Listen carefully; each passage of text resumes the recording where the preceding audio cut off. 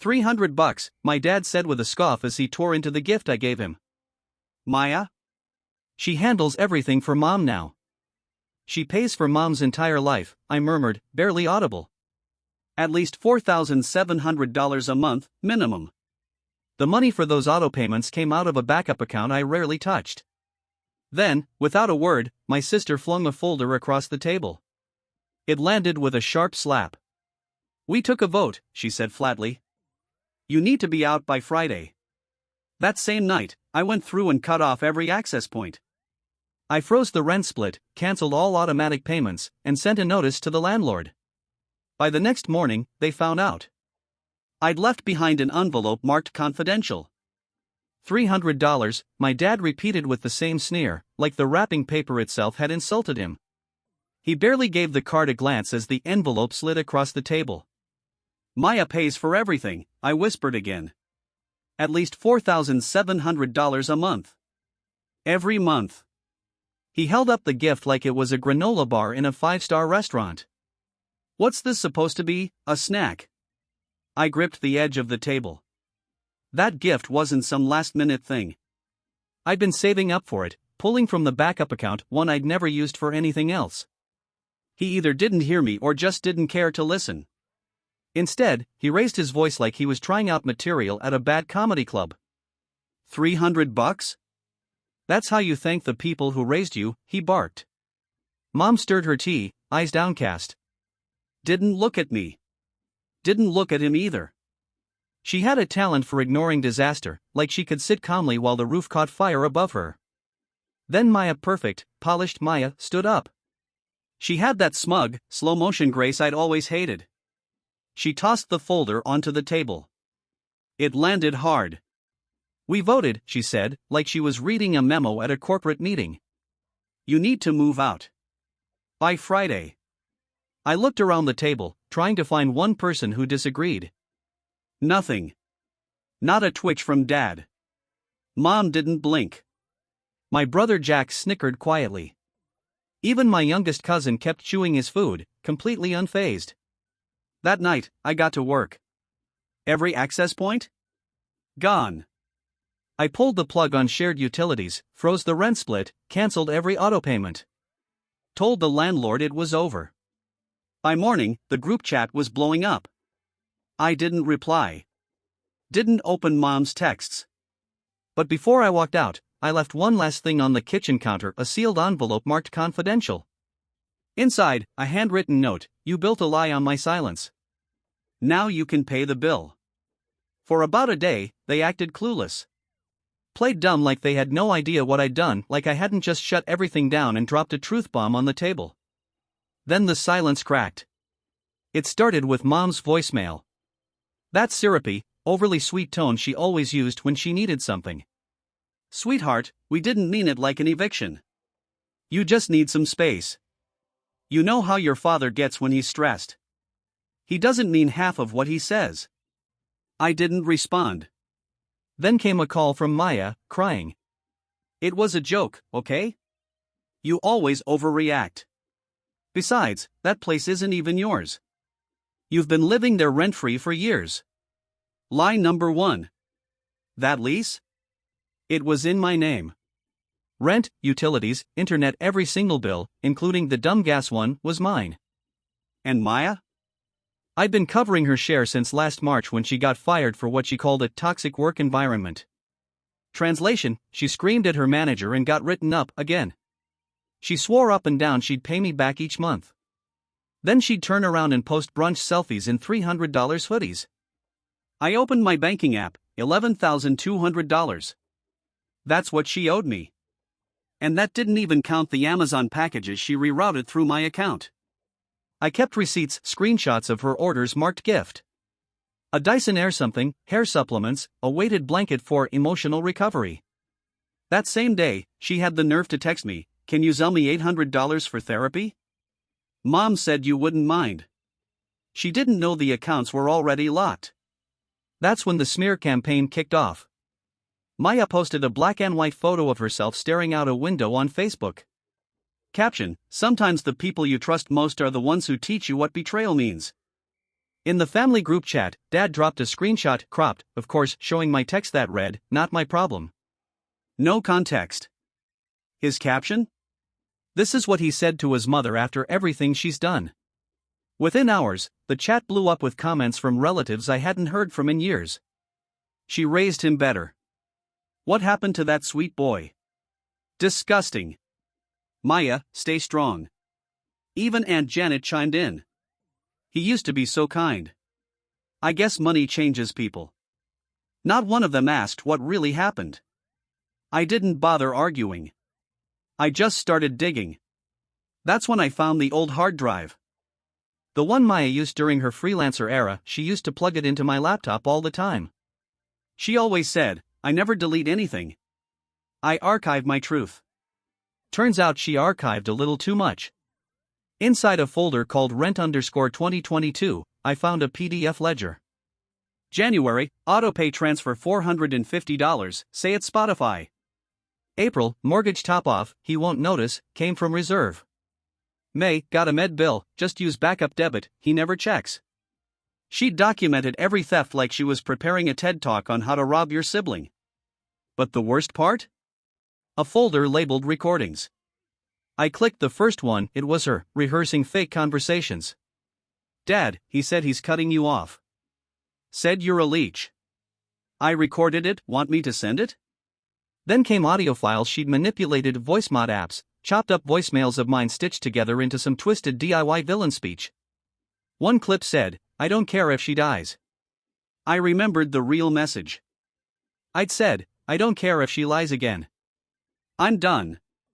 But after she spliced it up, it sounded like I was talking about Mom. And just like that, I became the villain in everyone's story. Flashback, I was 19 the first time I bailed them out. I was working the night shift at a Greasy Spoon when Dad called. The fridge had broken. They couldn't afford a new one. I wired them $800 that night. Skipped buying my textbooks for the semester. Dad texted, "Appreciate it. You're finally stepping up." No thank you. No, we'll pay you back. Next month, I saw a post on Facebook.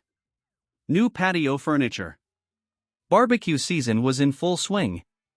I remember sitting in my college dorm room, chewing on dry pasta straight out of the box, no sauce, no salt, just wondering if I was the crazy one or if it was really them.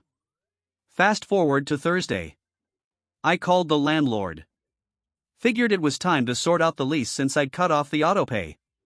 He sounded surprised when I brought it up. "Oh, your sister said you were moving to Seattle," he told me casually.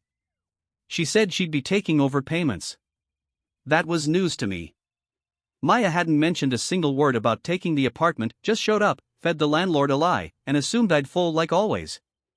I didn't. I emailed him everything: bank statements, utility receipts, text message threads. Even a voice memo where Mom said, "Clear as day, he always covers the rent." Maya can't handle those things. Lease reassignment? Cancelled. But they didn't let up. Next thing I see, Dad's Facebook timeline lights up with a post. You give them everything, and they still spit in your face. #family doesn't equit. Then came the text straight to my phone. You're playing with fire. We made you who you are. That's when I found the final straw. A loan agreement from back in 2022. I hadn't signed anything, but there it was, my name listed as cosigner for a $15,000 personal loan. He used my social security number. No permission. No heads up. Just forged it and moved on. I'd confronted him when I first found out. He'd waved it off like it was some clerical error. "Relax," he said. "It's just a glitch.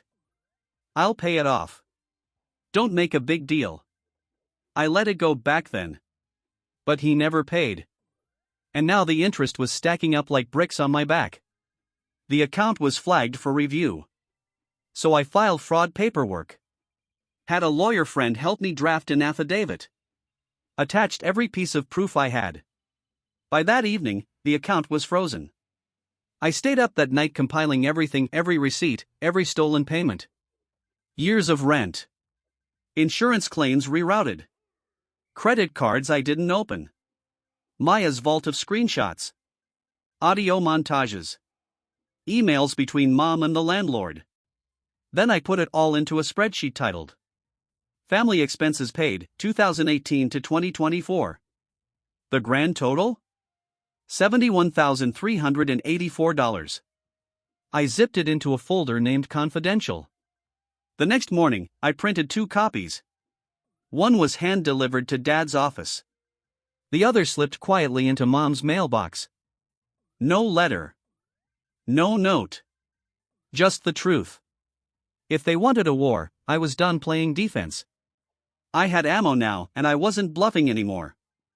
Later that day, I went to the cafe. The one from my childhood. Same smell, cinnamon rolls and burnt espresso. Same sound, a spoon tapping ceramic. It hadn't changed in 13 years. But I had. I picked a booth by the window, the one Mom and I used to sit in after school spelling B's in math bowls. Back when she still called me champ. Then I saw her walk in.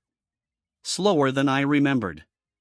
Eyes darting around like she was expecting an ambush. Purse clutched tight like a shield. She spotted me and froze for a second. Something flickered across her face, guilt maybe? Regret? Whatever it was, it vanished fast. She didn't smile. Just slid into the seat across from me. You picked this place, I said flatly. It was your favorite, she replied. I thought maybe we could talk somewhere that used to mean something. I didn't answer. She fiddled with sugar packets like she was trying to look maternal. Then she started in with that soft voice I'd heard 100 times before. I didn't know about everything, she said. The loan, the recordings. That was Maya's idea.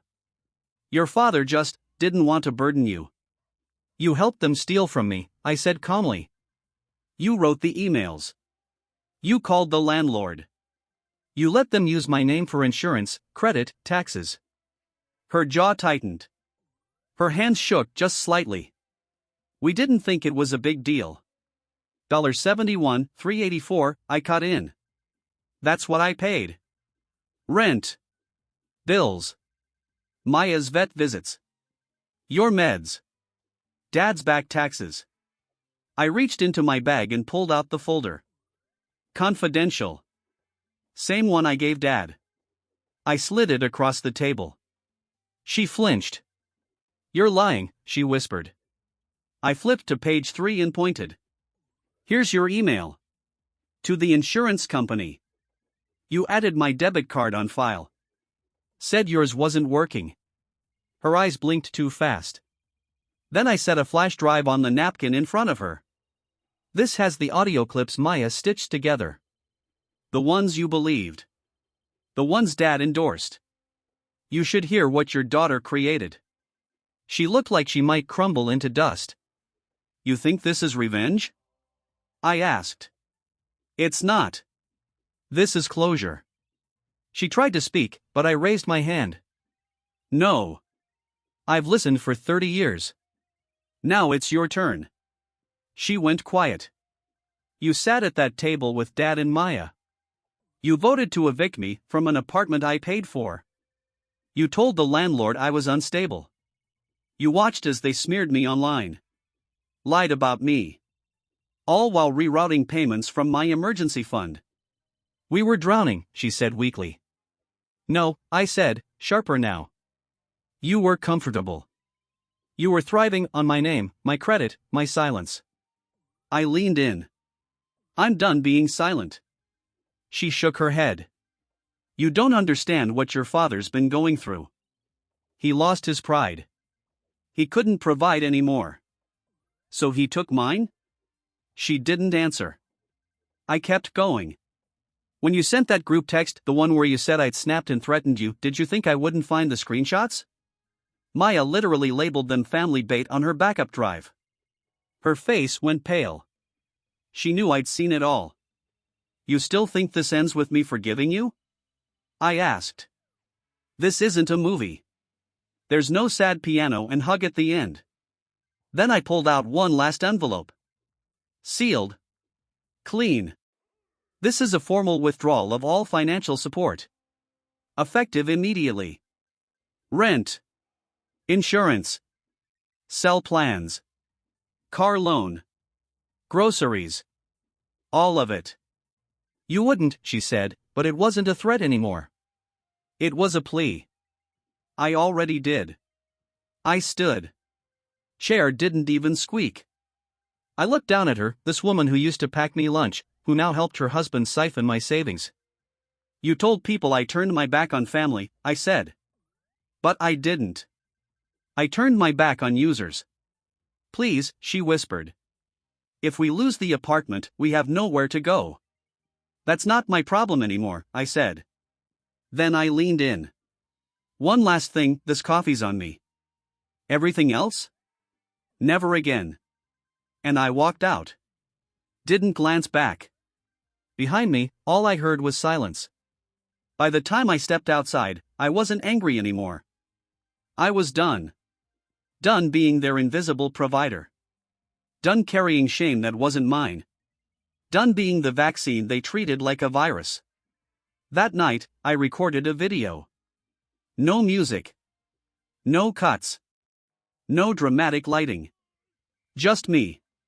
One shot. Sitting in my new apartment. The one none of them had ever seen. Bare walls. A bookshelf. The folder. Confidential. The ledger. Sitting next to a steaming mug of coffee. Some of you may have heard things about me lately. I began. That I abandoned my family. That I turned my back on them. That I snapped. I paused. This isn't a story about betrayal. This is a spreadsheet. Then I walked them through it, page by page. Every rent payment. Every fake emergency. Every dollar rerouted through lies and guilt. Then I shared audio clips. Blurred names, but recognizable voices. My sister's fake messages. My dad's voice bragging about using my account. He doesn't even read the statements. That's the beauty. And then, my favorite part. The closing. If you're watching this and wondering if I'm doing this to shame them, I'm not. I'm doing it to free myself. And maybe someone else who's been made to feel like a wallet in a family photo. I posted the video at 9 p.m. By midnight, it had 48,000 views. By morning, over 600,000. That's when it started. My inbox exploded. Strangers, survivors, cousins I hadn't spoken to in years, people writing things like, "You just described my childhood. You gave me the courage to cut off my mother. I thought I was crazy. Thank you for making me feel sane." Therapists reshared it. Then came a call from a podcast host, big audience, mental health and family trauma. Then a journalist. Then a lawyer, not mine, who offered to help me go after the fraudulent accounts. Then a message from Dylan, my sister's ex. What you did. It lit a match. And guess what? She's burning everything trying to put it out. I didn't respond to any of the family's messages. Not the voicemail from Dad. You think you look strong, but this is pathetic. Not the text from Maya. Please take it down. I'm losing everything. Not even the email from Mom. You proved your point. Now can we stop this? Because it wasn't about a point anymore. It was about reality. One they couldn't lie their way out of anymore. A week later, I launched something new. A clean, minimal website. A digital shelter for people used by those closest to them. It wasn't a non-profit. Not yet. But I listed all the tools I wished I'd had. Steps to freeze shared accounts. Sample letters to landlords. A PDF guide titled, How to Exit a Family with Receipts. And at the bottom, a donation link. Not for me. For a Rayal Foundation that supports adults recovering from family-based financial abuse. The site blew up. Within 72 hours, over $14,000 was raised. Someone designed merch. T-shirts that said, blood is not equal to debt. Mugs. Confidential. The ledger. Hoodies. I'm not your ATM. Then came the most satisfying part. A friend from high school sent me a link. It was my dad's Facebook. He'd posted a video Granny filmed from his car. He tried to explain his side. Said I was always difficult. He claimed I was unstable to discredit me. Said the video I made was doctored. Said Maya was going through something. It had 4 likes. All bots. The top comment? You taught him everything he knows. Especially how to walk away. A few days later, I drove back to the house. Not to go in. Just to stand across the street. It was dusk. Lights were off. No music. No laughter. No fake family dinners. The garden was overgrown. The trash bins overflowing. The place looked like it was trying to forget itself. I dropped one last envelope in their mailbox. Inside, a photocopy of the final withdrawal form. Signed. Notarized. One sentence scribbled in red ink. I stopped paying for your silence. Start living with the noise. I left town that weekend. New city. New keys. New number that started with an area code no one in that house would ever know. And just before I turned off the lights in my new place, I took one last look at the framed print I'd hung above my desk. A gift from someone who'd watched the video and said it saved their life. It read, "Not a villain. Not a victim. Just finally unavailable." And I smiled. Because for the first time in years, I owed them nothing.